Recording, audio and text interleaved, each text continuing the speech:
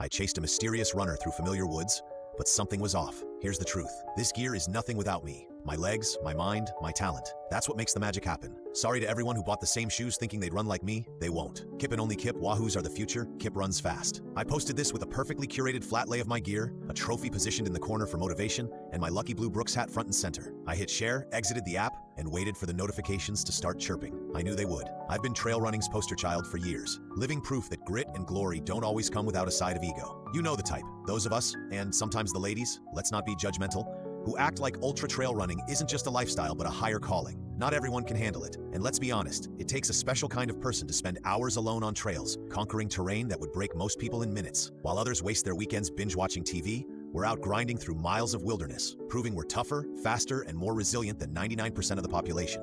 This isn't just about running, it's about domination. It's about people like me, people who refuse to settle for mediocrity and need the world to know it. And what better way to let the world know than to post about it? So, I did. Daily. Actually, multiple times a day. My feed was a mix of clothes, supplements, and medals. I stood tall and proud in the center of every photo, smiling wide, surrounded by my so-called minions. There were ambassador-branded salutes, a couple of posts supporting efforts to bring a missing female runner home, and plenty of coffee cheers sprinkled in for good measure. My feed was a science, and I had it perfected. I was training for a 100-mile trail race, the Madman 100. As egotistical, politically narrow-minded, and attention-seeking as some might say I am, people started to take notice when I posted about it. The Wahoos, a local run club, jumped into my comments, showering me with likes and invites to podcasts. My fan base on Insta and Strava started to soar. Training for an ultra is grueling, but I was thriving. By February, I had my routine locked in. Winter landscapes made for even better pictures. Running in shorts in sub-zero weather, that's the kind of grit that gets you reshared. One morning, after snapping a quick selfie, breath fogging the air, beard already dripping with icicles, I set off on a trail I'd run hundreds of times. The trailhead sign was littered with flyers, upcoming events, missing people notices, and hunting guide advertisements. I didn't bother reading them. Why would I? I knew the race is coming up, and they made for lousy selfie backdrops anyway. That morning felt like any other, until I saw her. In the distance, through the trees, a woman moved with an impossibly fluid gait,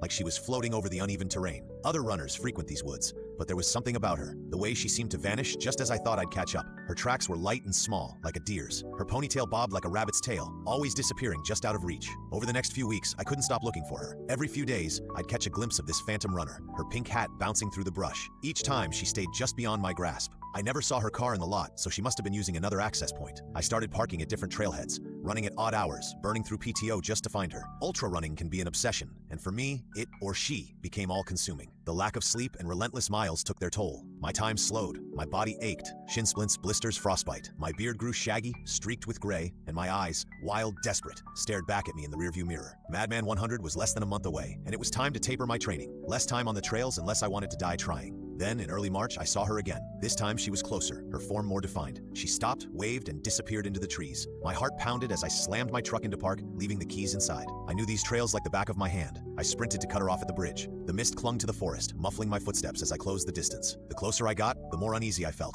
Light in a forest can be uncanny, shifting, and unnatural. As I moved, I noticed a creeping darkness on the trail. The bare limbs of the trees seemed to reach out toward me. High above, large black birds perched, watching my every step. At the cutoff, I finally closed in. Just ahead, on the bridge, was my trophy, the runner. Her whole figure was visible now, moving swiftly, her feet barely touching the ground. But as I approached, her form shifted unnaturally, bending and blurring like something out of a nightmare. Her pace wasn't a run or a walk, but a strange, erratic rhythm that both drew me in and filled me with dread. Suddenly, she flickered, like a poor TV signal, and then she was gone. When I reached the spot where she'd been, the truth hit me like a blow. She wasn't alive. She wasn't even human anymore. What I saw was a decayed corpse grotesquely entangled in the gnarled branches of an ancient oak. Her bright clothing was dulled by moss and dirt, the pink hat still clinging to her skull. She'd been there a long time, swallowed by the wilderness, forgotten. The only movement was the gentle swaying of her hair in the cold breeze. I stumbled back, my breath hitching. The woods were silent, except for the pounding of my heart and the groaning of the trees in the wind. I turned and bolted toward my truck, my mind racing. Had this woman, this runner, ever really been there? Who had I been chasing all this time? I couldn't shake these thoughts as I tried to make sense of what I'd seen. Moving swiftly, I began to repeat the same words over and over in my head. Kip runs fast. But now the trails felt darker. The paths were overgrown, unfamiliar. Trees I didn't remember blocked my way. Mile markers were distorted, the numbers no longer logical. The woods stretched on forever. More than once, I turned a corner and saw her again. Her sun-bleached hair still caught in the branches of that ancient tree. I opened my mouth to scream, but no sound came out. All I could hear was the cawing of the crows watching from above. I pressed on as night fell around me. Those who followed me saw the final post, a picture of me, huddled in a clearing of brambles, clutching my phone like a lifeline. The caption read, "I've been running forever, no end. She's still here, I'm still here. # no way out, endless lost in the loops, lost forever, ultra runner hell, Kip runs fast, Kip runs forever."